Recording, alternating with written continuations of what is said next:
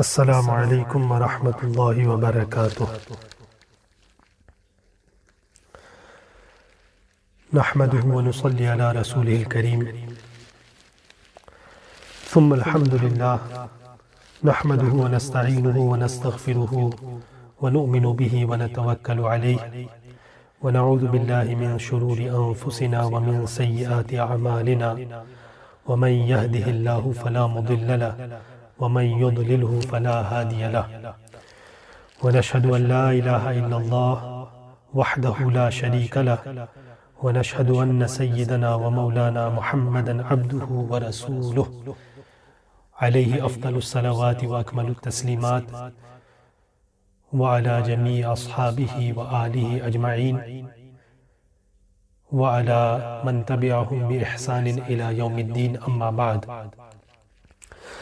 فأعوذ بالله من الشيطان الرجيم، بسم الله الرحمن الرحيم. يا أيها الذين آمنوا أطيعوا الله وأطيعوا الرسول وأولي الأمر منكم، صدق الله العظيم وصدق رسوله النبي الأمين الكريم. رفیقان گرامی، اخلاص کے ساتھ دل کی گہرائیوں سے باہتمام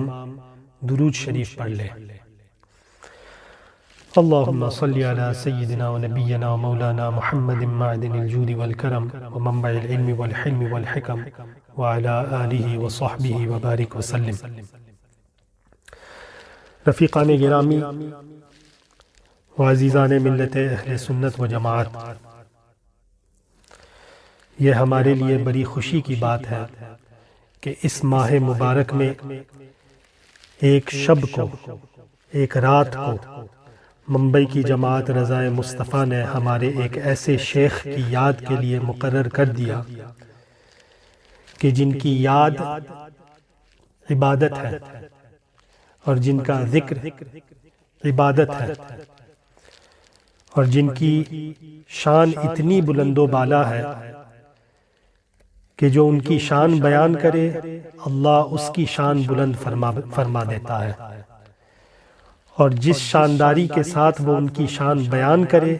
اتنی ہی شانداری کے ساتھ اس بیان کرنے والے کی شان بلند ہو جاتی ہے۔ آپ تمام حضرات اس بات کے گواہ ہیں کہ ہمارے یہ شیخ یعنی شیخ الاسلام والمسلمین، وارث علوم سیدنا اعلی حضرت، جانشین حضور سیدنا مفتی اعظم ہند، امیروں کے امیر یعنی مسلمان قومیں جنہیں اپنا امیر سمجھتی ہے، ان امیروں کے امیر سرکار سیدنا تاج الشریعہ بدر الطریقہ الشیخ العلامہ المفتی اختر رضا خان ازہری رضی اللہ تعالی عنہ کی وہ شان ہے کہ جو حضرات زندگی بھر آپ کی مخالفت اور دشمنی کرتے رہے، وہ حضرات آج آپ کی شان بیان کر رہے ہیں، آپ کی شان میں قصیدے پڑھ رہے ہیں اور آپ کی شان میں منقبتیں لکھ رہے ہیں۔ الفضل ما شہدت بہ الاعداء، کیا اس سے یہ بات ثابت نہیں ہوتی کہ آپ زندگی بھر حق پہ قائم رہے، ثابت قدم رہے، اور صرف یہ نہیں کہ خود حق پہ قائم رہے بلکہ آپ نے حق کو قائم کیا اور اس کو قائم رکھا، اور کتنوں کو حق پہ قائم رہنے کی ہمت دی آپ نے۔ آپ صرف عوام کے لیے نہیں بلکہ علماء کے لیے ایک سند بن کر رہے اور ایک سہارا بن کر رہے۔ آپ کی پشت پناہی کی بنا پہ کئی علماء بہکنے سے بچ گئے اور آپ کے سہارے حق کو پہچانا اور اس پہ قائم ہو گئے۔ اس بات پہ مسلم شریف کی حدیث یاد آتی ہے جو دیگر محدثوں نے بھی مخرج فرمائی۔ حدیث پاک میں ذکر ہے، رسول اکرم صلی اللہ علیہ وسلم نے ارشاد فرمایا،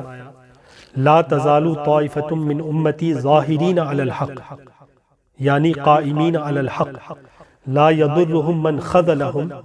یعنی لا یضرهم من خالفهم، حتی یأتی امر اللہ، یعنی میری امت میں ہمیشہ یعنی قیامت تک ایک گروہ رہے گا علماء کرام کا جو حق کو قائم رکھیں گے، جو حق کو لوگوں پہ غالب رکھیں گے، لوگوں پہ ظاہر کریں گے اور خود بھی حق پہ قائم رہیں گے، اور ان کی مخالفت کرنے والے ان کو کوئی نقصان نہیں پہنچا پائیں گے۔ اب غور کیجئے، ہم لوگوں نے اپنی زندگی بھر یہ دیکھا کہ حضور تاج الشریعہ کے کتنے مخالفین ہوئے، کتنے دشمنی کرنے والے ہوئے، مگر آپ ہمیشہ حق پہ قائم رہے اور آپ کے مخالفین آپ کا کچھ نہ بگاڑ سکے۔ میں نے خطبے میں جو آیت پاک سورہ نساء سے تلاوت کی، اللہ سبحانہ وتعالی نے ارشاد فرمایا کہ یا ایہا الذین آمنوا، اے ایمان والو، اطیعوا اللہ، یعنی اللہ سبحانہ وتعالی نے فرمایا اللہ کی اطاعت کرو۔ اب سوال یہ ہے کہ اللہ کی اطاعت کیسے کی جائے؟ تو اللہ سبحانہ وتعالی نے فرمایا وَأَطِيعُوا الرَّسُولَ، اور رسول کی اطاعت کرو۔ رسول اکرم صلی اللہ علیہ وسلم کی اطاعت یعنی آپ کی سنت پہ عمل کرو، آپ کا طور طریقہ اپناؤ۔ سیدہ عائشہ صدیقہ رضی اللہ عنہا کا یہ فرمانا کہ کان خلقہ القرآن، کہ رسول اکرم صلی اللہ علیہ وسلم کے اخلاق قرآن ہے، اس کا یہی مطلب ہے کہ رسول اکرم صلی اللہ علیہ وسلم کی اطاعت قرآن پاک کی اطاعت ہے، یعنی اللہ سبحانہ وتعالی کی اطاعت ہے۔ اسی لیے اللہ سبحانہ وتعالی نے ایک جگہ فرمایا من یطع الرسول فقد اطاع اللہ، جس نے رسول پاک صلی اللہ علیہ وسلم کی اطاعت کی وہ اللہ کی اطاعت کر چکا۔ تو اب یہ سوال اٹھتا ہے کہ جو لوگ رسول اکرم صلی اللہ علیہ وسلم کی احادیث اور قرآن مجید فرقان حمید کو سمجھ پائے، وہ رسول اکرم صلی اللہ علیہ وسلم کی اطاعت کریں گے، مگر ہم جیسے لاکھوں کروڑوں مسلمان ایسے ہیں کہ جن کو قرآن و حدیث کی کیا سمجھ، عربی کی مبارک زبان بھی نہیں آتی، اس کی سمجھ بھی نہیں ہے، تو ہم سب لوگ کیسے سرکار صلی اللہ علیہ وسلم کی اطاعت کریں گے؟ تو رسول اکرم صلی اللہ علیہ وسلم کی اطاعت کا حکم دینے کے بعد اللہ سبحانہ وتعالی نے فرمایا یا ایھا الذین آمنوا اطیعوا اللہ واطیعوا الرسول واولی الامر منکم، یعنی ان لوگوں کی اطاعت کرو جو اولو الامر ہے، تم میں جو اولو الامر ہے، امر والے ہیں، ان کی اطاعت کرو۔ تو اس کا کیا معنی ہے؟ اس سے ہمارے علماء نے اجماع کو ثابت کیا، مگر آپ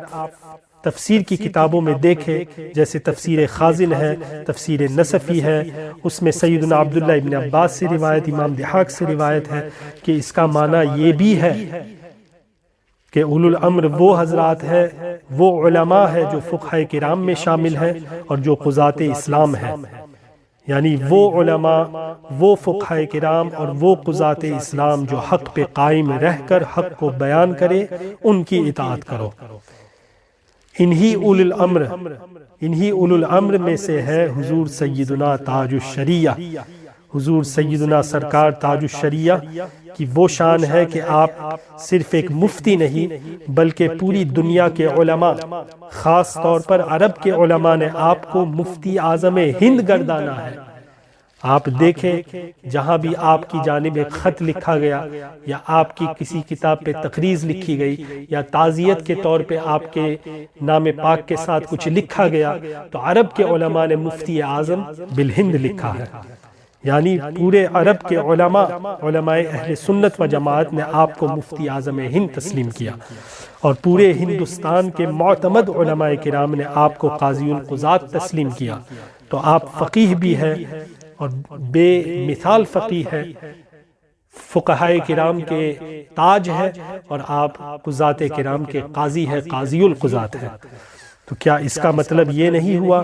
کہ ہمارے شیخ حضور تاج الشریعہ کی اطاعت کو اللہ سبحانہ وتعالی نے قرآن پاک میں ہم لوگوں پہ لازم کیا ہے؟ اور فقہ کی کتابوں کو اٹھا کر دیکھ لیں تو اس میں بھی فقہاء کرام نے لکھا ہے کہ جو اپنے زمانے میں یا اپنے بلد میں جو افقہ ہے اسی کے فتوے پہ عمل کرنا لازم ہوتا ہے۔ اس کا مطلب یہ ہے کہ شریعت نے حضور تاج الشریعہ کی اطاعت کو ہم پہ لازم کیا۔ اس کی وجہ کیا ہے؟ اس کی وجہ یہ ہے کہ سیدنا حضور تاج الشریعہ رسول اکرم سرور کائنات صلی اللہ علیہ وسلم کے سچے نائب اور وارث ہے۔ رسول اکرم صلی اللہ علیہ وسلم نے حدیث شریف میں فرمایا، ابو داؤد شریف میں یہ روایت ہے، ترمذی شریف میں بھی ہے، کہ ان العلماء ورثۃ الانبیاء، کہ بے شک علماء انبیاء کرام کے ورثاء ہے، وارث ہے۔ ان الانبیاء لم یورثوا دینارا ولا درہما، کہ بے شک انبیاء کرام دینار اور درہم وراثت میں نہیں چھوڑتے، انما ورثوا العلم، انبیاء کرام علم دین وراثت میں چھوڑتے ہیں۔ فمن اخذ به فقد اخذ بحظ وافر، تو جس نے علم دین حاصل کیا تو اس نے سرکار دو عالم صلی اللہ علیہ وسلم کی وراثت سے پورا حصہ حاصل کیا۔ الحمدللہ رب العالمین، حضور تاج الشریعہ ایک سچے نائب رسول اور ایک سچے وارث رسول صلی اللہ علیہ وسلم ہے۔ اور یہ بات تو واضح ہے، سب جانتے ہیں کہ نائب اور وارث کسی کو اس وقت کہا جائے گا جبکہ سرکار صلی اللہ علیہ وسلم کی صفات جمیلانہ کا کچھ آئینہ نظر آئے اس شخص میں، آپ صلی اللہ علیہ وسلم کی صفات و اخلاق کا جلوہ اور مظہر ہو وہ شخص۔ تو اب آپ غور کیجئے، آپ حضرات غور کیجئے خود، کہ رسول اکرم صلی اللہ علیہ وسلم کا سا حسین کسی نے نہیں دیکھا۔ اعلیٰ حضرت رضی اللہ تعالیٰ عنہ فرماتے ہیں، حسن تیرا سا نہ دیکھا نہ سنا، کہتے ہیں اگلے زمانے والے۔ یہ حقیقت ہے کہ آپ سا حسین نہ تھا نہ ہوگا، مگر آپ کے جو نائبین ہیں ان میں آپ کی خوبصورتی کا نور ضرور چمکتا ہے، دمکتا ہے۔ آپ بتائیے مجھے کہ کیا آپ نے اپنے زمانے میں حضور تاج الشریعہ جتنا خوبصورت کسی کو دیکھا ہے؟ اسی لیے میں کہتا ہوں یہ ہے سچے نائب رسول اللہ صلی اللہ تعالی علیہ وسلم۔ اور اسی طرح آپ سرکار صلی اللہ علیہ وسلم کی صفات کا قرآن و حدیث میں جائزہ لیتے جائیے، اور پھر سرکار حضور تاج الشریعہ میں وہ کمال و خوبی کا جلوہ دیکھتے چلے جائیے، تب خوب سمجھ میں آئے گا کہ حضور تاج الشریعہ کیسے سچے نائب رسول اور وارث رسول صلی اللہ علیہ وسلم ہے۔ اسی کے ضمن میں ایک حدیث شریف میں آپ کو سناؤں، بخاری شریف میں سیدنا جابر ابن عبداللہ رضی اللہ تعالیٰ عنہ سے روایت ہے، اور یہ روایت بھی کئی محدثوں نے اس حدیث کی تخریج فرمائی۔ سیدنا جابر ابن عبداللہ رضی اللہ تعالیٰ عنہ کی روایت جو بخاری شریف میں ہے، اس کے الفاظ یہ ہے کہ ان النبی صلی اللہ علیہ وسلم قال، کہ رسول اکرم صلی اللہ علیہ وسلم نے ارشاد فرمایا کہ اعطیت خمسا لم یعطہن احد قبلی، کہ مجھے 5 ایسی چیزیں دی گئی، 5 وہ چیزیں دی گئی جو مجھ سے پہلے کسی کو نہ دی گئی۔ آپ نے فرمایا وہ پہلی چیز ہے نصرت بالرعب، نصرت بالرعب مسیرت شہر، یعنی رعب و دبدبا، خوف، جلال، دھاک، رعب و دبدبا سے میری مدد کی گئی۔ یعنی اللہ سبحانہ و تعالی نے آپ صلی اللہ علیہ وسلم کو وہ جلال عطا فرمایا کہ آپ کے دشمن یا مخالف کے دل میں اللہ نے آپ کا خوف و رعب بٹھا دیا، اگرچہ وہ مسیرت شہرن، 1 مہینے کی مسافت دور بھی ہوتا تھا، تو اس وقت بھی آپ کا رعب اور دبدبا اس کے دل میں بیٹھا ہوا ہوتا تھا۔ یہ شان تھی سرکار دو عالم صلی اللہ علیہ وسلم کی۔ تو اب آپ نائب رسول جلیل القدر شخصیت حضور تاج الشریعہ کی حیات کا جائزہ لے، کتنے مولوی ایسے تھے کہ جو آپ کے رعب و دبدبا کی بنا پر خاموش تھے، کتنے ایسے علماء کو میں نے دیکھا، فقیر کو اچھی طرح معلوم ہے کہ بڑے بڑے مفتی جو بڑے بڑے جامعہ اور مدرسے کے صدر مفتی یا شیخ الجامعہ تھے، لوگوں سے کیا کیا کہتے تھے، میں بریلی جاؤں گا تو تاج الشریعہ سے یہ کہوں گا وہ کہوں گا، بحث مباحثہ مناقشہ کروں گا، مگر جب وہ حاضر ہوئے تو حضرت کے سامنے 2 زانو ہو کر بیٹھ گئے۔ یہ اللہ نے حضور تاج الشریعہ کو نیابت رسول صلی اللہ علیہ وسلم میں رعب عطا فرمایا تھا کہ آپ جہاں بھی دنیا میں جاتے تھے آپ کی بارگاہ میں بڑے بڑے شیر بکری بن کر 2 زانو بیٹھ جاتے تھے، 2 زانو بیٹھ جاتے تھے۔ مجھے اچھی طرح یاد ہے کہ کولمبو سری لنکا کے حاجی ادریس پٹیل صاحب نے مجھے بتایا کہ ایک بہت ہی بڑے مدرسے کے ایک بڑے مفتی صاحب قبلہ تشریف لائے تھے، چاند کے مسئلے میں ایک بحث ہو گئی، اور حضور تاج الشریعہ کا فتویٰ ان کو دکھایا گیا تو انہوں نے کہا کہ ارے یہ کیا فتویٰ ہے، وہ بڑے باپ کے بیٹے ہیں، میں جاؤں گا تو ان کو دکھاؤں گا صحیح مسئلہ کیا ہے، یہ وہ ایسی کچھ بات ہوئی۔ تو اب جناب ہندوستان گئے تو حاجی ادریس پٹیل صاحب نے بھی ان کو چھوڑا نہیں، ہندوستان گئے اور ان کو بلوایا کہ چلو بریلی شریف حضرت کے سامنے۔ تو جو رعب اور دبدبا کے ساتھ بات کر رہے تھے، جب بریلی شریف پہنچے تو حاجی ادریس پٹیل صاحب نے خود اپنی آنکھوں سے دیکھا، اور انہوں نے مجھے بتایا کہ میں نے خود دیکھا کہ یہ حضرت مفتی صاحب قبلہ جو حضور تاج الشریعہ سے عمر میں تقریباً 20-30 سال بڑے تھے، لیکن جب حضور تاج الشریعہ کی بارگاہ میں نے ان کو دیکھا تو 2 زانو بیٹھے تھے حضرت کے سامنے۔ یہ وہ رعب اور دبدبا ہے جو حضور تاج الشریعہ کو اللہ سبحانہ وتعالیٰ نے رسول اکرم صلی اللہ علیہ وسلم کی نیابت میں عطا فرمایا تھا۔ اور اسی طرح آپ کسی بھی حضور تاج الشریعہ کے میزبان سے آپ معلوم کریں کہ جہاں حضور تاج الشریعہ دنیا بھر میں ٹھہرتے تھے، UK میں ٹھہرتے تھے یا دبئی میں ٹھہرتے تھے یا ملاوی، زمبابوے، ساؤتھ افریقہ، جہاں بھی ٹھہرتے تھے، وہاں کے بڑے بڑے علماء آپ کی بارگاہ میں جب حاضر ہوتے تھے بحث کرنے کے لیے، مسئلہ سمجھانے کے لیے، تو سمجھانا تو دور ہے، وہ آ کے جب آپ کے سامنے بیٹھتے تھے تو 2 زانو بیٹھ جاتے تھے، اور رعب اور دبدبے کی وجہ سے ان کی زبان بھی نہیں ہلتی تھی، زبان نہیں کھلتی تھی۔ یہ حضور تاج الشریعہ کی شان تھی۔ رسول اکرم صلی اللہ علیہ وسلم کا وہی نائب ہوتا ہے جس کو یہ عطا ہوتا ہے۔ یہی وجہ ہے کہ آپ جہاں بھی جاتے وہاں کسی بھی چیز کو خلاف شرع دیکھتے تو فوراً ٹوک دیتے تھے، کیونکہ آپ کا جلال تھا، آپ کا رعب تھا، اور آپ کے جلال کا یہ حال تھا کہ ہر شخص فوراً مطیع و فرما بردار ہوتا تھا، یعنی آپ جب کسی کو ٹوکتے تھے فوراً وہ شخص آپ کی بات کو مان لیتا تھا۔ حالانکہ کئی مرتبہ یہ دیکھا گیا کہ لوگ جھگڑا کرنے لگتے، لوگ برا بھلا بولنے لگتے، گالی گلوچ کرنے لگتے، اور کبھی کبھی تو ایسے دور بھاگ جاتے کہ کبھی واپس دین کی طرف آتے نہیں۔ لیکن حضور تاج الشریعہ کی یہ شان تھی کہ آپ کسی کو کسی بات پہ ٹوک دیتے تھے تو وہ فوراً مطیع و فرما بردار ہو کر توبہ کر لیتا تھا۔ سیدہ کائنات ام المؤمنین سیدہ عائشہ رضی اللہ عنہا فرماتی ہے، یہ حدیث شریف مسلم شریف میں بھی موجود ہے، فرماتی ہے کہ رسول اکرم صلی اللہ علیہ وسلم کبھی غضب نہیں فرماتے تھے، نہ کسی عورت پہ، نہ کسی خادم پہ، کسی پہ آپ غضب نہیں فرماتے تھے، الا ان ينتهك شیء من محارم اللہ، مگر جب کہ شریعت کے خلاف کوئی کچھ کرتا تو آپ غضب فرماتے تھے۔ یعنی اللہ سبحانہ وتعالیٰ کے حقوق میں سے کسی حق کو کوئی ٹالتا تھا تو رسول اکرم صلی اللہ علیہ وسلم اس وقت غضب فرماتے تھے۔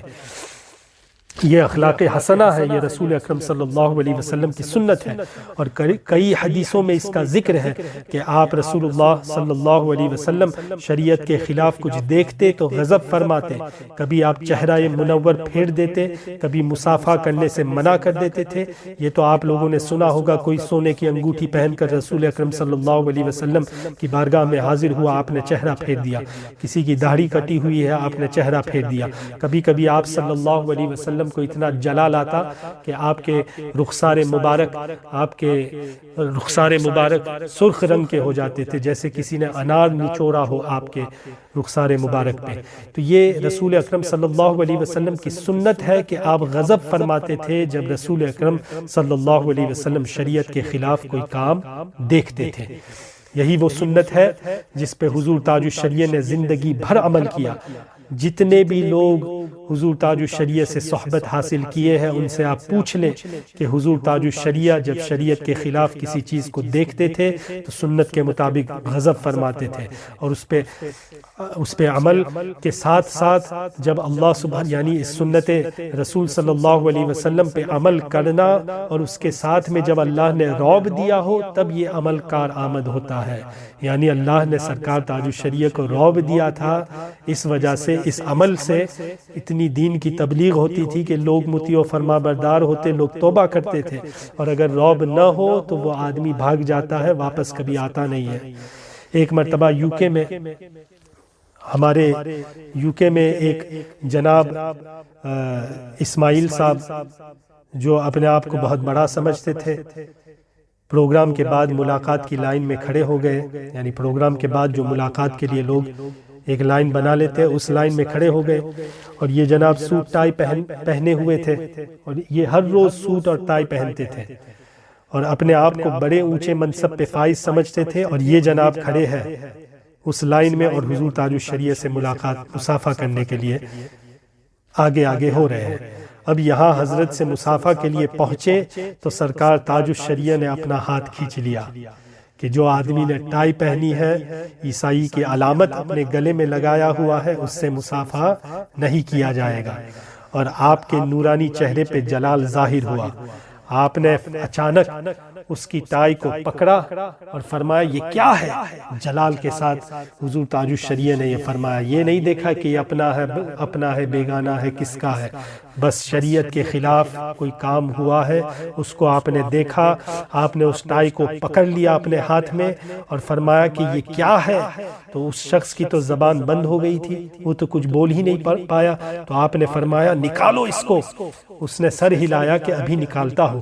تو آپ نے فرمایا ابھی نکالو، اور پھر آپ نے ارشاد فرمایا کہ نام کیا ہے تمہارا؟ تو اب اس نے عرض کیا کہ حضور میرا نام اسماعیل ہے۔ تو برجستہ اب اسماعیل سوچے کہ یہ سیدنا اسماعیل کا نام ہے جن کو ذبح کرنے کا حکم سیدنا ابراہیم علیہ السلام کو اللہ سبحانہ وتعالی نے فرمایا تھا، یعنی سیدنا اسماعیل کا لقب ہوا ذبیح اللہ۔ تو جب اس نے کہا کہ میرا نام اسماعیل ہے تو برجستہ حضرت نے فرمایا کہ نام ذبیح اللہ کا اور گلے میں عیسائی کا پھنڈا، ابھی نکالو اس کو۔ فوراً اس شخص نے یعنی جناب اسماعیل صاحب نے ٹائی کو نکالا اور اس کے بعد ایسی توبہ کی کہ زندگی بھر کبھی ٹائی پھر سے نہیں پہنی، اور یہ جناب ہر روز ٹائی پہننے والے تھے۔ تو یہ ہوتی ہے سنت رسول کے مطابق دین کی تبلیغ، اور ایسے کئی واقعات ہیں جو ہر ممالک میں واقع ہوئے۔ کوئی داڑھی کاٹنے سے توبہ کر رہا ہے، کہیں پہ کوئی صلیب کی نشانی یعنی کراس، کپڑوں پہ کراس ہو تو صلیب کی نشانی والے کپڑے پہننے سے توبہ کر رہا ہے، تو کوئی چین کی گھڑی اتار رہا ہے اس سے توبہ کر رہا ہے، کوئی مائک پہ نماز پڑھانے سے توبہ کر رہا ہے یا پڑھنے سے توبہ کر رہا ہے۔ ہر معاملے میں لوگ توبہ کر رہے ہیں۔ حضور تاج الشریعہ کی یہ شان ہے کہ جہاں جاتے دین کی ایسی تبلیغ کرتے۔ یہ ہوتی ہے سنی تبلیغ۔ سنی تبلیغ ایسے ہوتی ہے کہ اس کو پہلے میٹھی میٹھی باتیں کہی جائے، اس کی تعریف کی جائے، اس کو قریب کیا جائے، یہ کچھ بھی نہیں، نہ نذرانے کی پرواہ، نہ لفافے کی پرواہ، بس برجستہ دین کی تبلیغ و اشاعت ہونی چاہیے۔ یہ سب اس وقت ہوتا ہے جب آدمی صاحب رعب ہو، اور یہ حضور تاج الشریعہ کی شان تھی کہ اللہ سبحانہ وتعالی نے آپ کو رعب عطا فرمایا تھا۔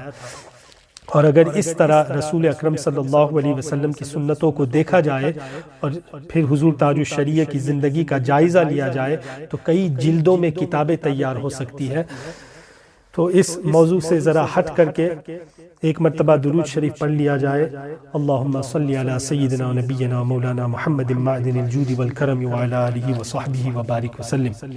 حضور تاج الشریعہ کی پیدائش 1942 میں ہوئی اور حضور حجت الاسلام کی وفات 1943 میں ہوئی۔ تو اس کا مطلب یہ ہے کہ حضور مفتی اعظم ہند کا دور چل رہا تھا اور حضور تاج الشریعہ کی پیدائش ہوئی۔ اور یہ بات صرف میں نہیں بلکہ جید علماء آپ کو بتائیں گے کہ حضور تاج الشریعہ کی پیدائش ایسے گھر میں ہوئی کہ شریعت اور سنت رسول اور اللہ سبحانہ وتعالی کے احکام و نواہی کی پابندی اگر کہیں ہو رہی تھی دنیا میں تو سب سے زیادہ اس گھر میں ہو رہی تھی۔ یعنی حضور تاج الشریعہ ایسے ماحول میں پیدا ہوئے کہ جہاں رسول اکرم صلی اللہ علیہ وسلم کی سنتوں پہ سب سے زیادہ عمل ہو رہا تھا، شریعت پہ سب سے زیادہ عمل ہو رہا تھا، احکام الہی پہ عمل ہو رہا تھا، اور نواہی رب تعالی سے بچا جا رہا تھا۔ یہ اس گھر میں پیدائش ہوئی حضور تاج الشریعہ کی 1942 میں۔ حضور تاج الشریعہ کی شان کتنی بلند و بالا کہ آپ کی تسمیہ خوانی مفتی اعظم ہند رضی اللہ تعالیٰ نے فرمائی، اور آپ نے پڑھائی وغیرہ کی۔ اجازت و خلافت مفتی اعظم ہند رضی اللہ تعالیٰ نے آپ کو تقریباً 19 سال کی عمر میں عطا فرمائی، اور 19 سال کی عمر میں آپ نے پہلا فتویٰ بھی تحریر فرمایا تھا جس کو حضور مفتی اعظم ہند نے بہت پسند فرمایا۔ حضور مفتی اعظم ہند نے اس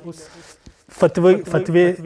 پہ اتنی خوشی کا اظہار کیا کہ اس کے بعد آپ کو تمام سلاسل میں خلافت اور تمام اوراد و وظائف کی اجازت بھی عطا فرما دی۔ اس کے بعد حضور تاج الشریعہ یعنی 1963 میں تقریباً حضور تاج الشریعہ جامعہ ازہر تشریف لے گئے۔ حالانکہ آپ پڑھ چکے تھے، آپ کی تعلیم مکمل ہو چکی تھی، مگر پھر بھی آپ جامعہ ازہر تشریف لے گئے مصر میں، اور وہاں پہ آپ نے 3 سال کے لیے تعلیم حاصل کی، اور وہاں کا حال بھی یہ بتایا جاتا ہے کہ حضور تاج الشریعہ نے وہاں کتنوں کو پڑھایا، کتنوں کو سکھایا،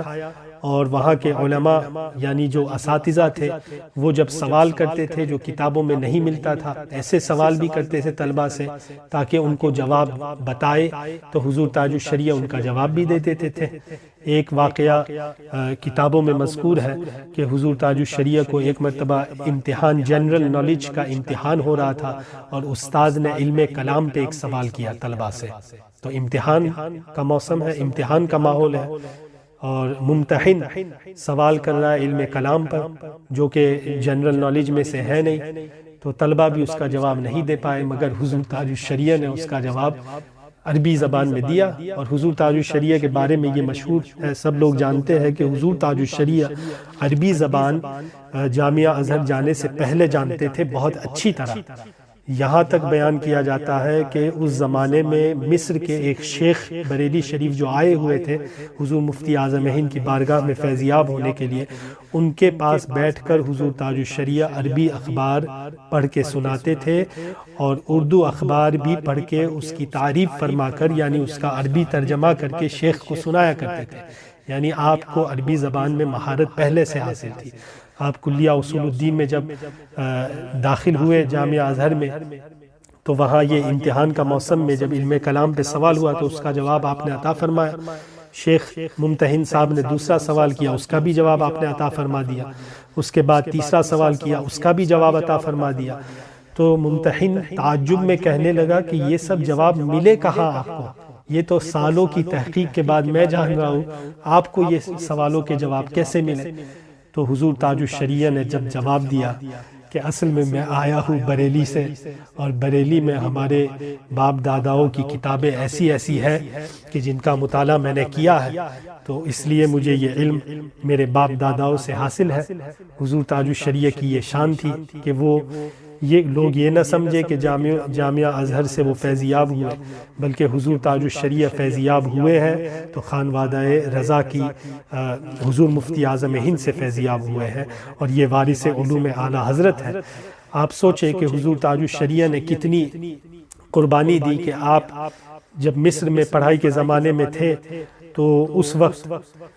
والد گرامی حضور مفسر اعظم ہند کی 1965 میں وفات ہوئی، مگر آپ مصر میں تھے، آپ ہندوستان پہنچ نہیں سکے۔ یہ کتنے غم کی بات ہے، مگر دین کی خاطر آپ نے ایسی ایسی قربانی دی۔ حضور تاج الشریعہ 1966 میں فراغت حاصل کیے، اور فراغت بھی جامعہ الازہر میں ایسی حاصل کی کہ پہلے نمبر سے آپ فارغ ہوئے، اور جب آپ مصر جامعہ الازہر سے واپس تشریف لائے تو اس وقت بریلی شریف کے ٹرین سٹیشن پہ 1966 میں حضور مفتی اعظم ہند خود استقبال کے لیے ٹرین اسٹیشن پہ حاضر ہوئے۔ اور اس بات پہ آپ کو تعجب نہ ہو تو میں آپ کو بتاؤں کہ حضور تاج الشریعہ کی کیا شان ہوگی کہ آپ 1966 میں آپ کی ایج ہے 24 ایئرز اولڈ، 24 سال کی عمر ہے، اور مفتی اعظم ہند خود آپ کے استقبال کے لیے ٹرین اسٹیشن پہ حاضر ہوئے ہیں۔ اور یہ وہ مفتی اعظم ہند ہے کہ مدینہ شریف جب آپ تشریف لے گئے تھے تو اس وقت قطب مدینہ ضعیف العمر تھے، بہت بڑی عمر ہو گئی تھی، اور مفتی اعظم ہند سے کئی زیادہ آپ کی عمر تھی، لیکن 30 میل 30 میل چل کر کے قطب مدینہ مفتی اعظم ہند کے استقبال کے لیے حاضر ہوئے تھے جب آپ مدینہ منورہ جا رہے تھے۔ وہ مفتی اعظم ہند جن کے استقبال کے لیے قطب مدینہ 30 میل چلے، وہ بھی ضعیف العمری میں،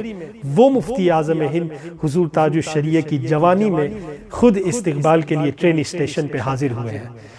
اور جب حضور تاج الشریعہ ٹرین اسٹیشن سے نکلے اور حضور مفتی اعظم ہند رضی اللہ تعالیٰ نے آپ کا جائزہ لیا تو حضور مفتی اعظم ہند رضی اللہ تعالیٰ کی زبان مبارک سے یہ جملہ نکلا کہ کچھ لوگ گئے تھے مگر بدل کر آئے، مگر میرے بچے پر جامعہ کی تہذیب کا کچھ اثر نہیں ہوا۔ یعنی کئی لوگ تو مصر جا کے بدل جاتے،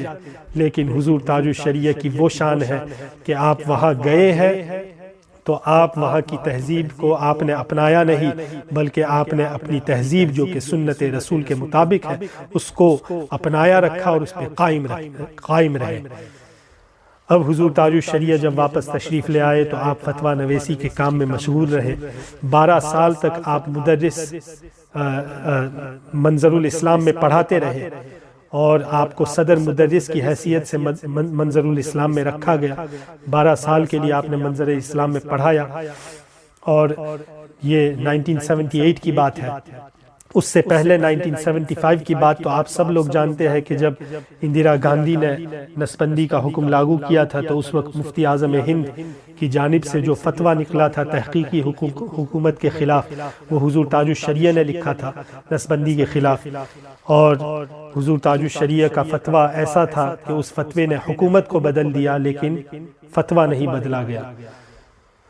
حضور تاج الشریعہ کی شان یہ کہ آپ نے اپنی زندگی میں بہت لوگوں کے ساتھ آپ کی ملاقات رہی، اور میں نے تو ایسے بڑے بڑے علماء کے بارے میں سنا کہ جو لوگ مصر میں حضور تاج الشریعہ کے صاحب تھے، یعنی آپ سے صحبت کی، آپ کی صحبت میں رہے تھے اور آپ کے دوست بھی تھے، لیکن جب مصر میں ان کے حالات بدل گئے اور ان کے ذہن شریعت سے کچھ ہٹ گئے تو ان کے انڈیا آنے کے بعد حضور تاج الشریعہ نے ان سے کوئی تعلق نہیں رکھا۔ آپ نے دوستی کو ایک طرف رکھا اور دین اسلام کو ایک طرف رکھا اور دین اسلام کو اختیار کیا۔ آپ نے تو خود یہ دعا فرمائی تھی کہ قید غم میں خوش رہوں میں عمر بھر، یوں گرفتار محبت کیجئے خود کو بھولوں آپ کی الفت میں مجھ کو یوں مدہوش الفت کیجئے اپنا محض اپنا مجھے قطع میری سب سے نسبت کیجئے۔ آپ نے کسی کی پرواہ نہیں کی زندگی بھر، چاہے وہ آپ کے خاندان کا تھا یا آپ کا دوست تھا یا مصر میں آپ کے ساتھ اس نے وقت گزارا تھا یا آپ کی جوانی میں آپ کے ساتھ وقت گزارا تھا، کوئی بھی تھا، جب شریعت سے کوئی ہٹ جاتا تھا تو حضور تاج الشریعہ اس سے کوئی تعلق رکھنے کے لیے تیار نہیں رہتے تھے۔ حضور تاج الشریعہ کی شان اتنی بلند و بالا ہے کہ آپ کے بارے میں حضور محدث کبیر نے خود ارشاد فرمایا کہ آپ کو 40 علوم و فنون میں مہارت حاصل ہے۔ آپ ذرا سوچیں کہ 40 علوم و فنون میں مہارت حاصل کرنا یہ کوئی چھوٹی بات ہے۔ حضور تاج الشریعہ کو اس زمانے میں 40 علوم و فنون میں، جیسے علم تفسیر ہے، اصول حدیث ہے، علم حدیث ہے، اصول حدیث ہے، اسماء الرجال ہے، جرح و تعدیل ہے، فقہ ہے، اصول فقہ ہے، علم فرائض ہے، عقائد ہے، علم کلام ہے، علم صرف ہے، علم نحو ہے، علم معانی، علم بیان، علم بدیع، علم منطق، علم فلسفہ، علم ریاضی، مناظرہ، حیات، حساب، ہندسہ، تکسیر، قراءت، تجوید، اس طرح وغیرہ۔ انگریزی زبان، آپ کو 10 زبانوں میں مہارت حاصل تھی، اور جو چاہے پوچھنا تو مجھے کبھی میسج کیجئے گا، میں بتاؤں گا کون سی 10 زبانیں آپ کو معلوم تھی۔ ان میں سب سے زیادہ نمایاں آپ کی عربی زبان ہے، آپ کی اردو زبان ہے اور آپ کی انگریزی زبان ہے، جن میں آپ کی تقاریر بھی مشہور ہے دنیا بھر میں۔ آپ کے فتاویٰ میں کتنے ایسے فتوے ہیں جو انگلش میں سوال آئے جن کا جواب آپ نے انگریزی زبان میں دیا۔ میں نے خود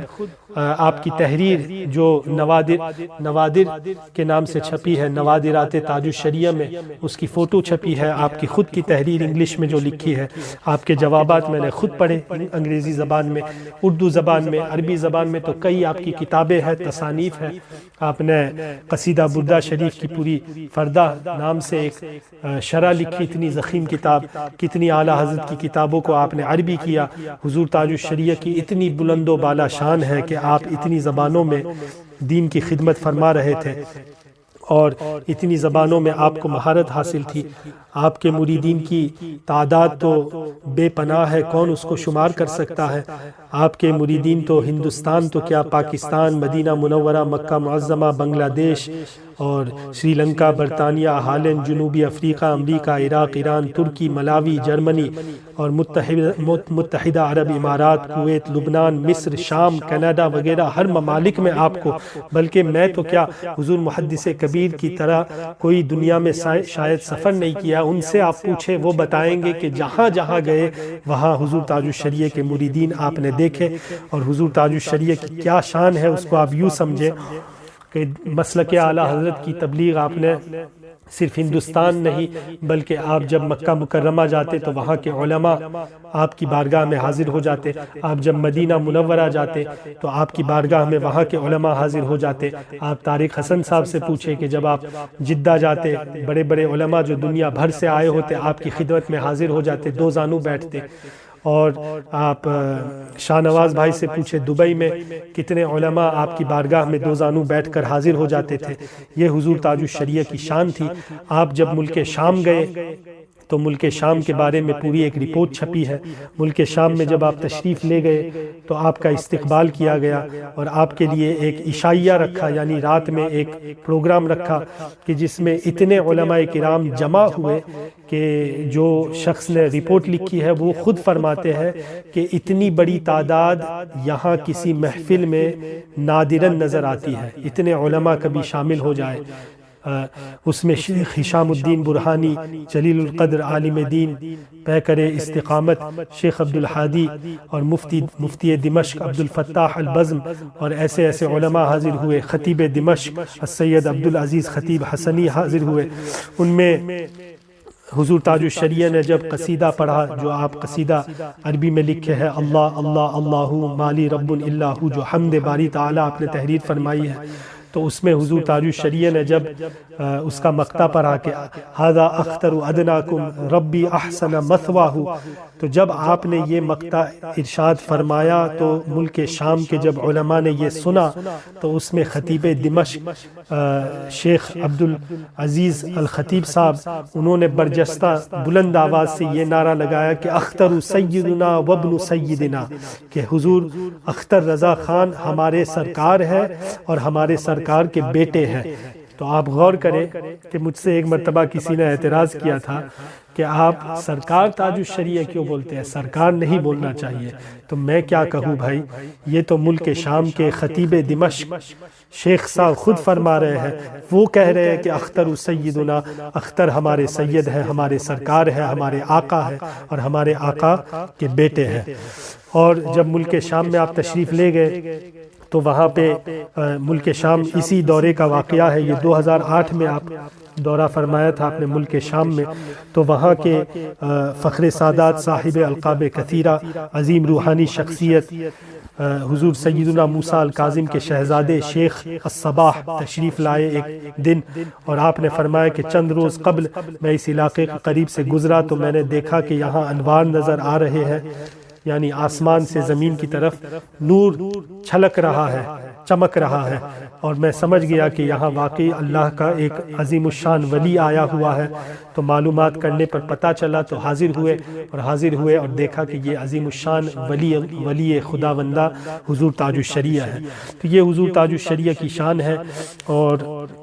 حضور تاج الشریعہ کی شان اتنی بلند و بالا ہے کہ ہم بیان کرتے رہے، آپ کے کارنامے بیان کرتے رہے، دین کی جو آپ نے خدمت کی ہے وہ ہم بیان کرتے رہے تو کئی گھنٹے گزر جائے۔ آپ کی کتابیں ایسی ہے کہ آپ نے ہر فتنے کا رد کیا۔ آپ ملک مصر بھی تشریف لے گئے، اور یہ وہ زمانہ تھا کہ جب مصر میں، ملک شام میں اور دیگر ممالک میں بریلوی کا نام قادیانیوں کے ساتھ لکھا گیا تھا۔ مجھے خود مصر کی لائبریری میں یاد ہے کہ وہاں کی لائبریری میں ایک کتاب تھی جس میں سب فرقوں کا ذکر تھا، اس میں بریلوی کے ساتھ یہ لکھا ہوا تھا کہ قادیانیوں کا ایک گروہ ہے، کہ ایک شاخ ہے معاذ اللہ۔ تو حضور تاج الشریعہ کو ملک شام اور ملک مصر کے سفر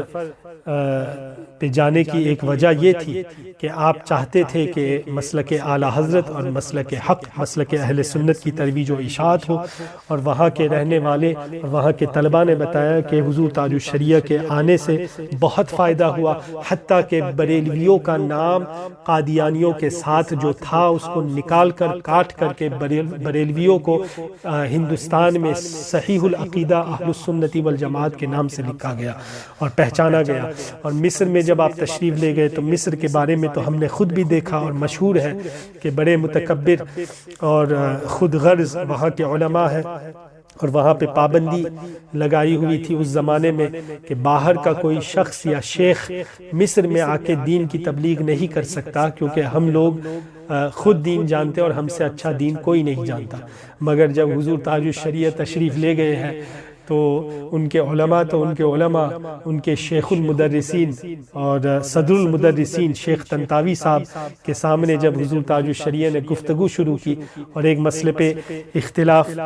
جو حضور تاج الشریعہ نے بیان فرمایا سیدنا ابراہیم علیہ السلام کے والد گرامی کے بارے میں، تو جب شیخ طنطاوی صاحب نے آپ کی دلیلیں سنی، آپ کی عربی زبان سنی، آپ کی حدیث بیانی سنی، قرآن شریف میں آپ کا علم جو تفسیر کے معاملے میں ہے،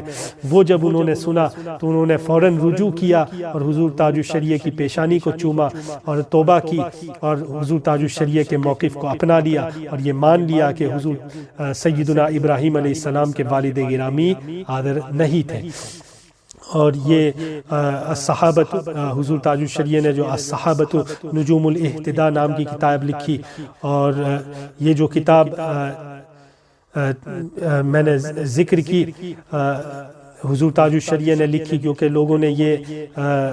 اختلاف پھیلایا کہ یہ حدیث شریف جو اصحابی کا نجوم، یہ والی حدیث من اقتدیتم اہتدیتم، یہ حدیث ضعیف ہے یا قابل قبول نہیں ہے، تو اس پہ حضور تاج الشریعہ نے پوری کتاب لکھ ڈالی۔ اور یہ جو نالائق پاکستان کا غیر مقلد احسان الہی ظہیر نے جب بریلوی نام حقیقت البریلویہ نام کی جو کتاب لکھی تھی، تو اس کا جواب حضور تاج الشریعہ نے مرأۃ النجدیہ بجواب البریلویہ یا حقیقت البریلویہ نام سے، جو حضور تاج الشریعہ نے حقیقت البریلویہ نام سے کتاب اس کے جواب میں لکھی۔ اسی طرح حضور تاج الشریعہ نے کئی کتابوں کی تصنیف فرمائی، فتنوں کا رد کیا۔ حضور تاج الشریعہ ایک ایسے عظیم الشان پیر ہے کہ جو اس زمانے میں سچے نائب غوث اعظم ہے، اس زمانے کے حضور سیدنا غوث پاک ہے، اور ان کا ہاتھ حضور غوث پاک کا ہاتھ تھا، آپ کی صفتیں حضور غوث پاک کی صفتیں تھیں، آپ ہم شبیہ غوث اعظم تھے اپنے زمانے میں، اور آپ سب اور فقیر بھی خود بہت ہی خوش نصیب ہے کہ ہم نے حضور تاج الشریعہ کا دور فرمایا۔ میں آخری چند جملے ذکر کر کے آپ لوگوں سے رخصت ہوتا ہوں، کیونکہ میرے بعد حضور مفتی محمود اختر صاحب بھی تقریر فرمائیں گے جو مجھ سے زیادہ اہم ہے، آپ لوگوں کے لیے، میرے لیے بھی اہم ہے۔ حضور تاج الشریعہ ایک عظیم الشان پیر جن کی کوئی مثال نہیں، اور میں فقیر خود حضور محدث کبیر الشیخ علامہ ضیاء المصطفیٰ کا مرید ہوں، اور میں اپنے آپ کو حضور تاج الشریعہ کا مرید سمجھتا ہوں۔ میں اس بات پہ نہایت خوش ہوں کہ ہمیں ایک ایسا زمانہ ملا کہ جس میں ہم نے ایسی شخصیتوں کو دیکھا، ان کی صحبت حاصل کی۔ تو میری یہ گزارش ہے آپ سب حضرات سے کہ پیر تو ہوئے ہمارے حضور تاج الشریعہ، لیکن پیر کو خوش رکھنا صرف ایسے نہیں ہوتا کہ ہم پیر کا نعرہ لگاتے رہے، حضور تاج الشریعہ کا نام لیتے رہے، بلکہ پیر کو خوش کرنا ہے تو شریعت پہ عمل کرو۔ یہ ایسے پیر نہیں تھے کہ جن کو لفافہ دے کر خوش کیا جائے یا جن کی تعریف اور واہ واہ کر کے خوش کیا جائے، بلکہ یہ وہ پیر تھے کہ جن کی خوشی اللہ سبحانہ و تعالیٰ کی خوشی میں تھی، جن کی خوشی اور رضا رسول اکرم صلی اللہ علیہ وسلم کی شریعت پہ عمل کرنے میں تھی۔ تو حضور تاج الشریعہ کے اگر آپ سچے مرید ہیں تو آپ نماز کے پابند رہو،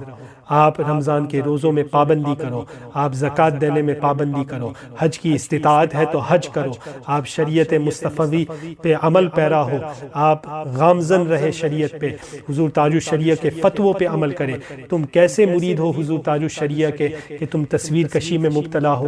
واٹس ایپ کے آپ کی آئی ڈی میں تصویر لگی ہوئی ہے، فیس بک سوشل میڈیا میں آپ کی تصویریں لگی ہوئی ہے، آپ کے گھر والوں کی تصویریں ہیں، بچیوں کی تصویریں ہیں، بیوی کی تصویریں ہیں۔ کس طرح کے تم مرید ہو؟ آپ کے پیر آپ سے اس وقت خوش ہوگے جب آپ پیر و مرشد کے فتووں پہ عمل کرو۔ حضور تاج الشریعہ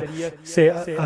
کا مرید وہ ہوتا ہے جو آپ کے احکام اور آپ کے فتاوی پہ عمل کرے۔ تصویر تصویر کشی کو چھوڑے، ان تحریکوں کو چھوڑے کہ جن کو چھوڑنے کا حکم حضور تاج الشریعہ نے آپ کو دیا ہے، تب جا کے آپ ایک صحیح اور کامل پیر سے فیض حاصل کر پائیں گے، ورنہ آپ کے لیے وہ فیض ہے نہیں۔ جب آپ کے پیر و مرشد کے حکم کی خلاف ورزی کریں، جب آپ کے پیر و مرشد نے مائک کی اقتدا میں نماز کو فاسد قرار دیا تو آپ مت پڑھیں، جب آپ کے پیر و مرشد نے ٹیلی فون کے ذریعے چاند کی گواہی کو باطل قرار دیا تو آپ اس کو مت قبول کریں۔ آپ انہی علماء کی پیروی کریں جو حضور تاج الشریعہ کے فتووں پہ عمل کرتے ہیں، ان کے فتووں کے مطابق فتویٰ دیتے ہیں، ان کے فتووں کے مطابق دین کی ترویج و اشاعت کرتے ہیں۔ اسی طرح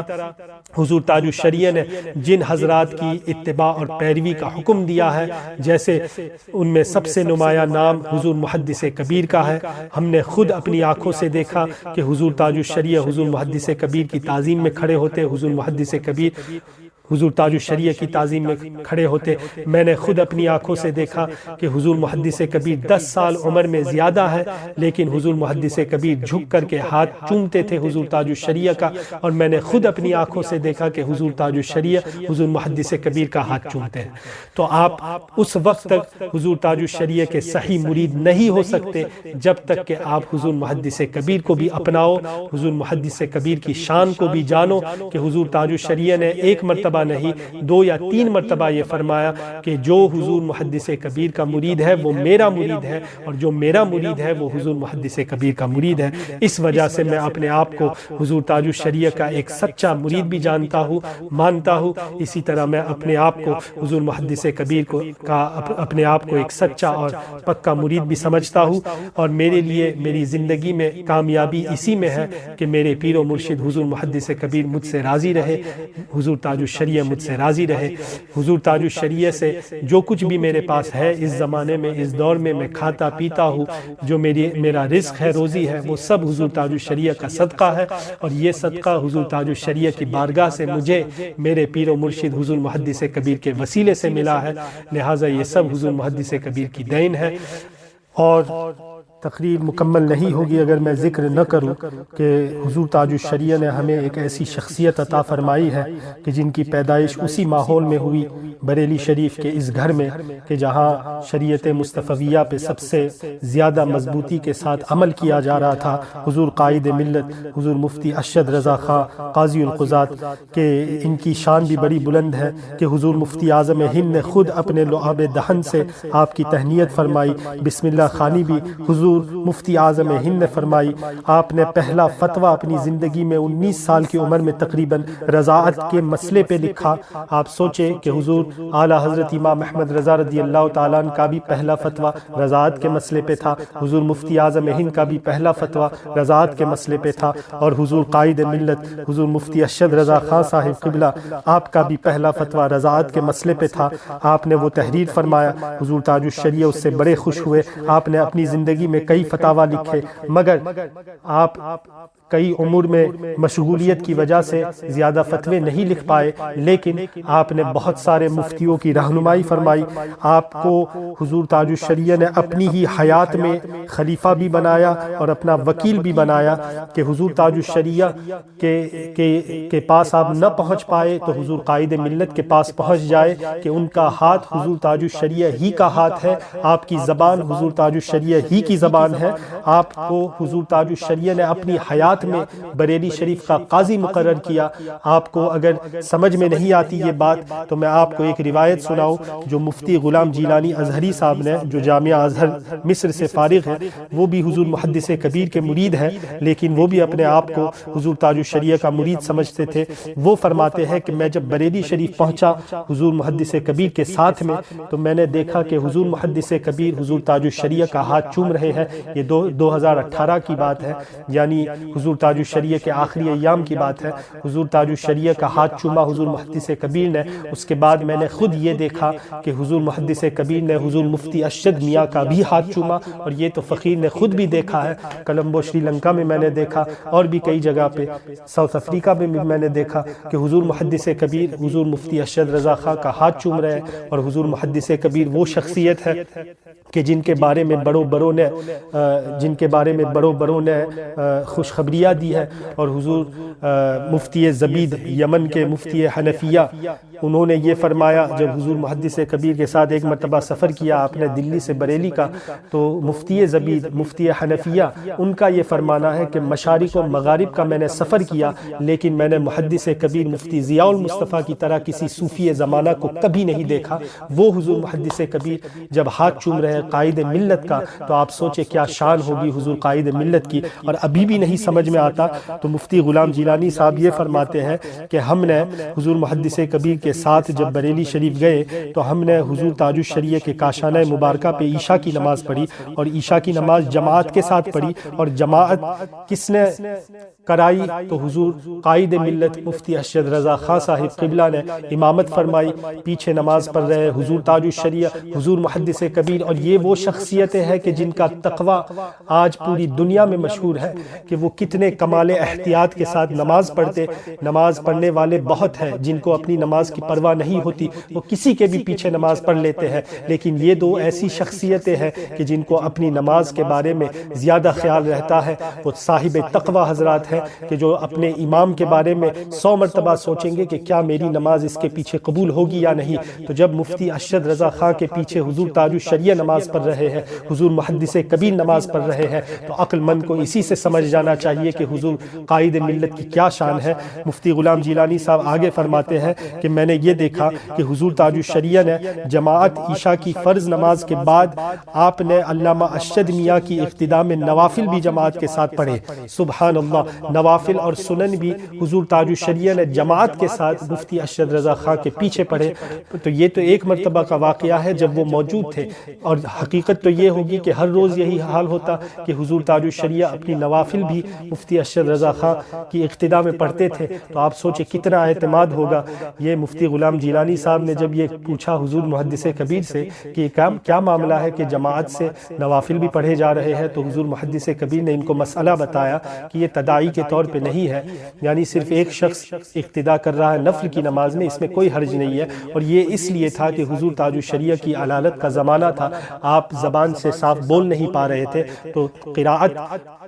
کی ادائیگی کی وجہ سے آپ اقتداء فرما رہے تھے۔ اب حضور محدث کبیر نے یہ فرمایا کہ اگر میرے ساتھ آپ لوگ نہ ہوتے، اور اس میں ہمارے عزیز مفتی ابو یوسف قادری حنفی صاحب قبلہ بھی تھے جو صاحب زادہ ہے حضور محدث کبیر کے، محدث کبیر نے فرمایا کہ اگر میرے ساتھ آپ لوگ نہ ہوتے تو میں بھی جماعت کے ساتھ سنن و نوافل پڑھتا، کہ تداعی کے طور پہ نہیں ہے تو بالکل جائز ہوتا۔ تو آپ سوچیں کہ حضور قائد ملت کی کیا شان ہے۔